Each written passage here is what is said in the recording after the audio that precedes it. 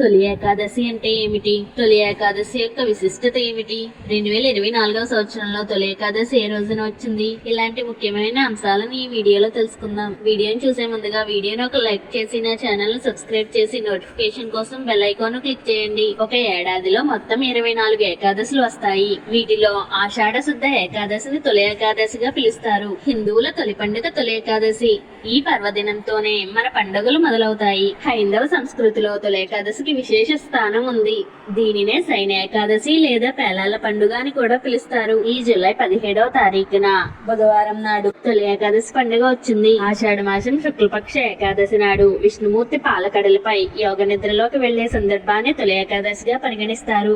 ఆ రోజు యోగ నిద్రకు ఉపక్రమించే విష్ణువు మళ్లీ 4 నెలల తర్వాత కార్తీక శుద్ధ ఏకాదశి నాడు మేల్కొంటాడంటారు. ఈ 4 నెలల కాలాన్ని పవిత్రంగా పరిగణించి అందరూ చాతుర్మాస దీక్ష చేసేవారు. అసలు ఈ ఏకాదశి తిథి ఎలా ఏర్పడిందంటే, కృతయుగంలో మురాసురుడనే రాక్షసుడు బ్రహ్మవరంతో దేవతలను ఋషులను హింసించడంతో శ్రీ మహావిష్ణువు అతనితో 1000 ఏళ్లు పోరాడి అలసిపోయి ఒక గుహలో విశ్రాంతి తీసుకుంటుండగా శ్రీహరి శరీరం నుంచి ఒక కన్య ఆవిర్భవించి రాక్షసుని అంతం చేసిందంట.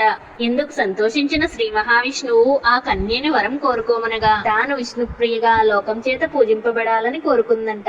అప్పటి నుంచి ఆమె ఏకాదశి తిథిగా వ్యవహారంలోకి వచ్చింది. నాటి నుంచి సాధువులు భక్తజనులు ఏకాదశి వ్రతం ఆచరించి విష్ణు సాయుధ్యం పొందినట్లు పురాణాలు చెప్తున్నాయి. ఏకాదశి నాడు ఏం చేయాలంటే, ఉదయాన్నే నిద్రలేచి స్నానం ఆచరించి శ్రీ మహావిష్ణువును ఆరాధించాలి. తొలి ఏకాదశి రోజున రోజంతా ఉపవాసం ఉండాలి. ఆ రోజు రాత్రంతా జాగరణ చేయాలి. ఈ సమయంలో విష్ణు సహస్రనామ పారాయణ, విష్ణుమూర్తికి సంబంధించిన భాగవతాన్ని చదువుకోవడం వంటివి చేయాలి. మరుసటి రోజైన ద్వాదశి నాడు సమీపంలోని దేవాలయానికి వెళ్లి ఉపవాస దీక్షను విరమించాలి. తొలి ఏకాదశి రోజున ఆవును పూజిస్తే విశేష ఫలితాలు కలుగుతాయని చెబుతారు. అలాగే తొలి ఏకాదశి నాడు పేలాల పిండిని తప్పక తినాలని పెద్దలు చెబుతారు. పేలాలు పితృదేవతలకు ఎంతో ఇష్టమైనవి.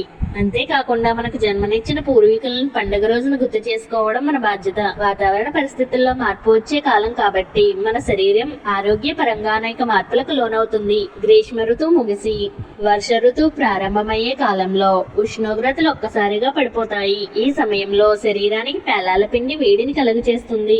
అందువలన ఈ రోజున ఆలయాల్లో పేలాల పిండిని ప్రసాదంగా పంచడం ఆనవాయితీగా వస్తుంది. మానవ జాతిని ఉద్ధరించడానికి సాక్షాత్తు శ్రీహరే ఈ ఏకాదశిని ఏర్పాటు చేశాడని, ఈ వ్రతాన్ని నియమనిష్టలతో ఆచరించిన వారు అన్ని సమస్యల నుంచి విముక్తి పొందడమే కాక మరణాంతరం వైకుంఠానికి చేరుకుంటారని పద్మ పురాణంలో పేర్కొన్నారు.